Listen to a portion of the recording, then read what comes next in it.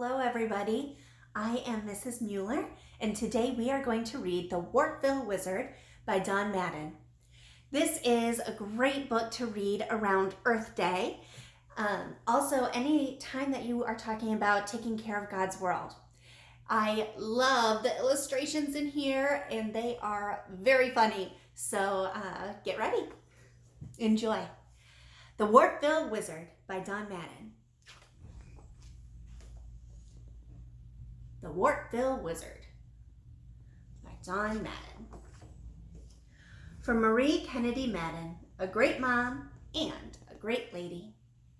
So you can kind of look at these illustrations and wonder, what do you think this book is about?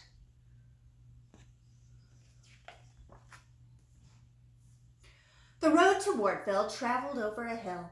In a neat and tidy house on top of the hill lived a neat and tidy old man. This is the story of how he became known as the Wartville Wizard. Every morning, the old man looked out his window and watched the birds playing in the bird bath. He saw the flowers dancing in the sunlight and the trees waving in the breeze. From inside, it seemed a perfect place. But when he went outside, he saw that it was not.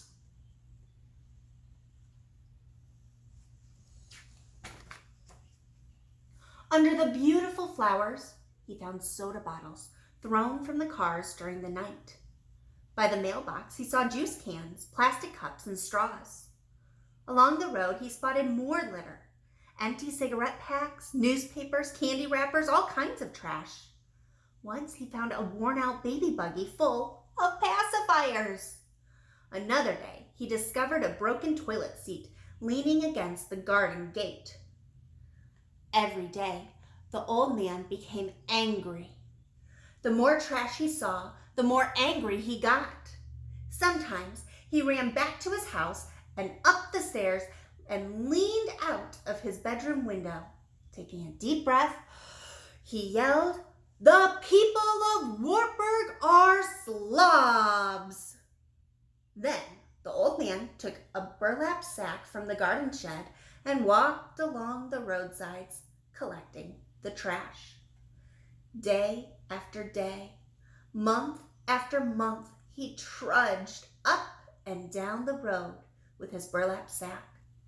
Some days were not as bad as others, but there was always something to put in the sack.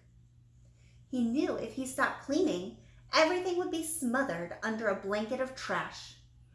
"Slobs, slobs, slobs," he grumbled. You can kind of look at his face too and see, how do you think he's feeling?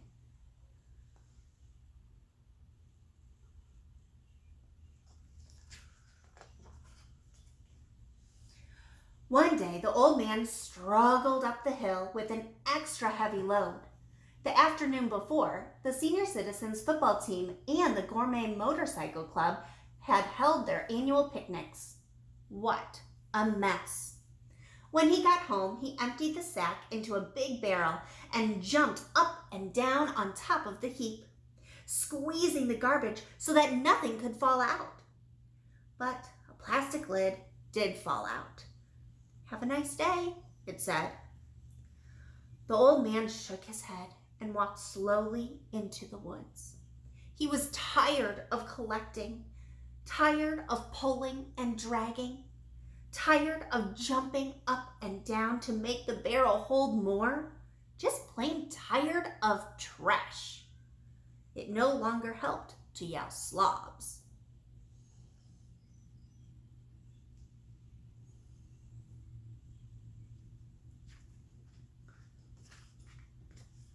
He stopped in a clearing in the middle of the woods and looked up at the treetops. Then he looked into the blue beyond and whispered, "Mother Nature, I've tried to keep your hill and green places clean, but I can't go on," he said. "I'm tired." He heaved a sigh and sat down on the ground. Suddenly, soft music played all around the old man. And then all was still. Even the birds stopped singing, and the bushes and the trees stopped rustling their leaves. The old man let the quiet wrap around him like a cozy blanket.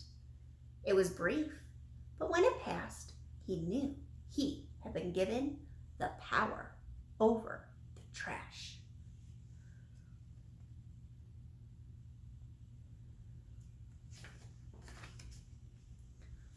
He felt calm and rested as he walked back to the road.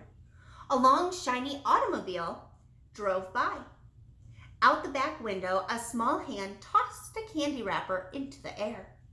It was a Cruncho Snuggles wrapper, and it fluttered to the side of the road and settled on a clump of dandelions. The old man looked at it and frowned.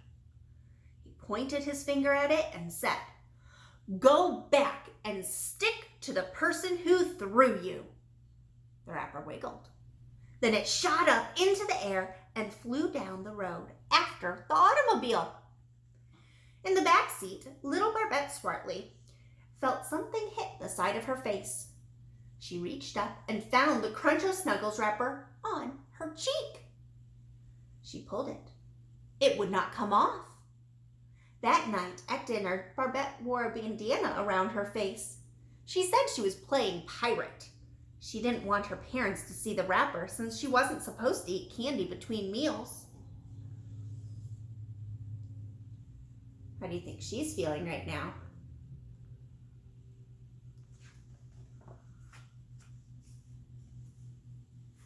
The next morning, as usual, there was trash along the road, but the old man didn't use the burlap bag.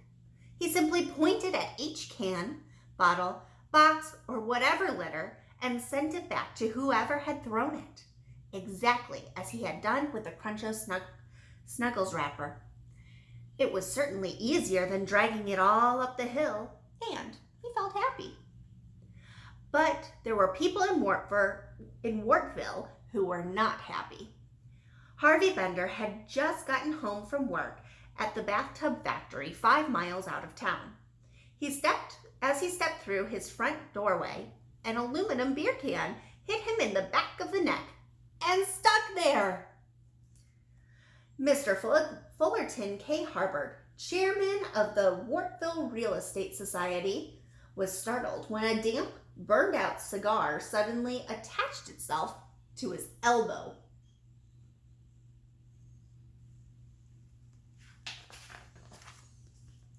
And Mrs. Mabel Botts let out a piercing scream when a paper bag full of garbage chased her down the street and stuck to her rear end.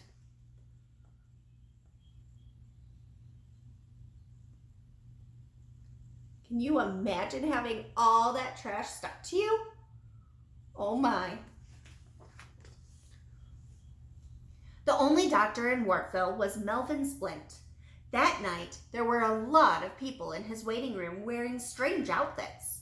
They were trying to hide the things that were attached to them. As the patients came into his office one by one, Dr. Splint began to worry. "I have never seen anything like this," he said. "It may be an epidemic." He told the people he would go to the next town and ask another doctor for advice. "Come back and see me tomorrow afternoon," he said.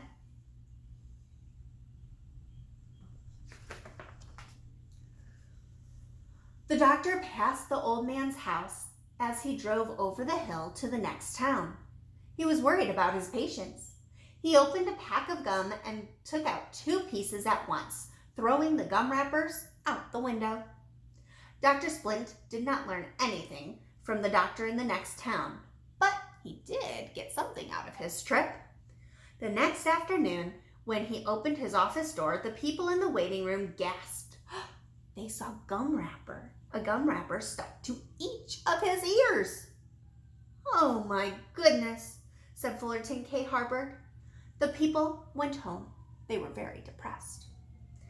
As the days went by, more and more townspeople began to wear strange outfits. One lady went to the market in a tent. When she was leaving, she met a friend wearing a quilted plastic garment bag. They got stuck trying to go out the door together. A sofa slipcover walked into the library and returned an overdue book. The librarian fainted. And down at the bus station, a very upset sleeping bag and a large beach umbrella were seen leaving town.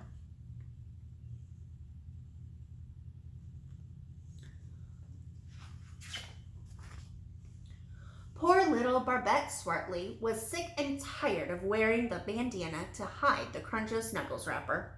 She decided to go for a long walk. "When I get out of town, I'll be able to take this thing off for a while," she mumbled to herself. Walking slowly along the road that traveled over the hill, she undid the knot and removed the bandana. The Cruncho Snuggles wrapper crackled in the breeze, but the air felt good on her head. Halfway down the other side of the hill, Barbette saw the old man looking for trash. She didn't want to be caught without her disguise, so she hid behind a bush and peeked out. The old man had found a pile of empty soda cans, some popsicle sticks, and a milk carton. He pointed his finger at each piece of trash and said something. Instantly, the soda cans and popsicle sticks and milk carton jumped into the air and flew down the road to Wartville. Barbette's eyes almost popped out of her head. She waited until the old man had gone into his house. Then she ran down the road as fast as her legs would carry her. "He's a wizard," she sputtered. "A wizard with power over trash. That's why things are sticking to everybody. He's a wizard."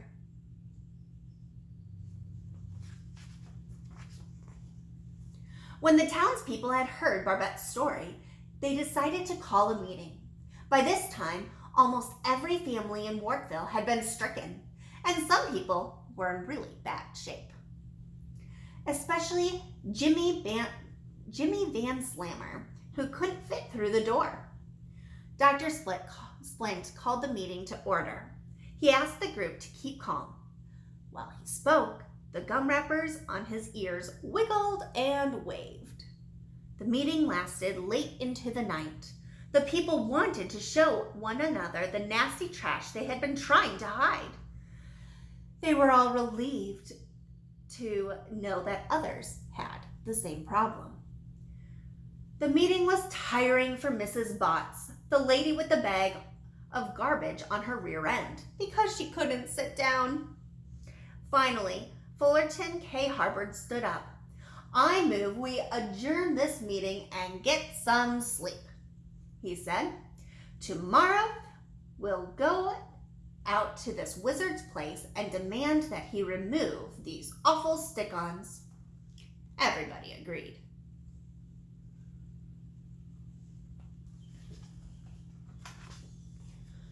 When the old man looked out his window the next morning, he saw cars and trucks pulling up and parking all around his house.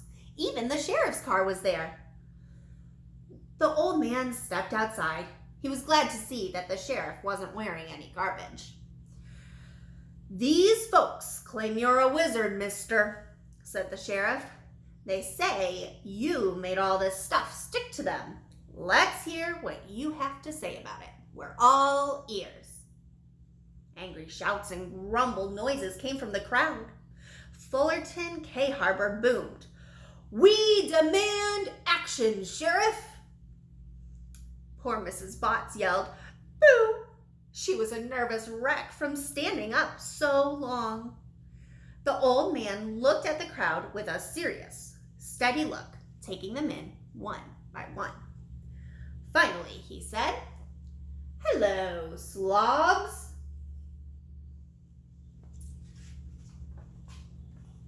"Arrest him, Sheriff!" shouted Harvey Bender. The old man gave him another steady look. "You're angry because your trash has come home to you," he said.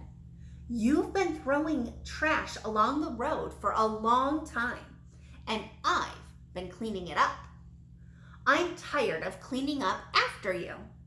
Every piece of trash stuck to you is something you yourselves threw away." The grumbling and shouting changed to a murmur and then stopped. A hush came over the people. Fullerton K. Harbord studied the cigar butts that were stuck to him. Other people looked closely at their own stick-ons. They all began to feel embarrassed. Suddenly, a muffled whine came from Jimmy Van Slammer, who was getting desperate. Suppose we promise not to do it again? Everyone looked at Jimmy. All they could see was a large pile of soda cans, popsicle sticks, hamburger cartons, and candy wrappers with two skinny legs sticking out underneath.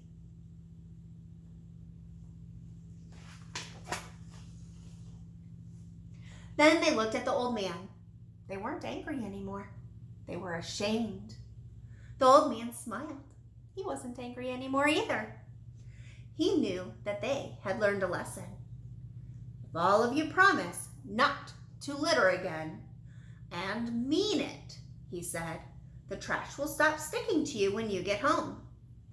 Then you can put it in your own trash baskets where it belongs. The people rushed to their cars and trucks. Maybe he's not such a bad wizard after all, someone shouted. Little Barbette Swartley was so happy that on the way home she almost threw the bandana out the car window. But she stopped herself just in time. Mrs. Botts felt better too. Unfortunately, though, she had to ride back the way that she had come, standing in the back of a pickup truck with her garbage bag rattling in the wind. See that? Dr. Splint was glad the epidemic was ending. He opened a new pack of gum and carefully put the wrapper in his car's litter bag.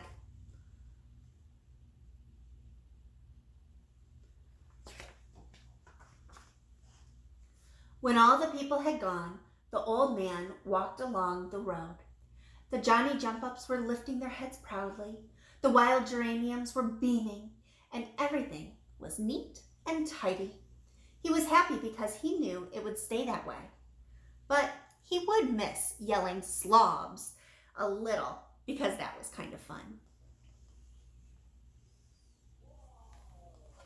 The end.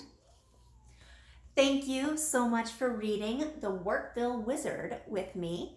Again, this is a great book to read when you think about taking care of God's world that He gave to us. I hope that all of you remember to throw your trash in the trash can, recycle what you can, and help take care of God's world. Thank you so much.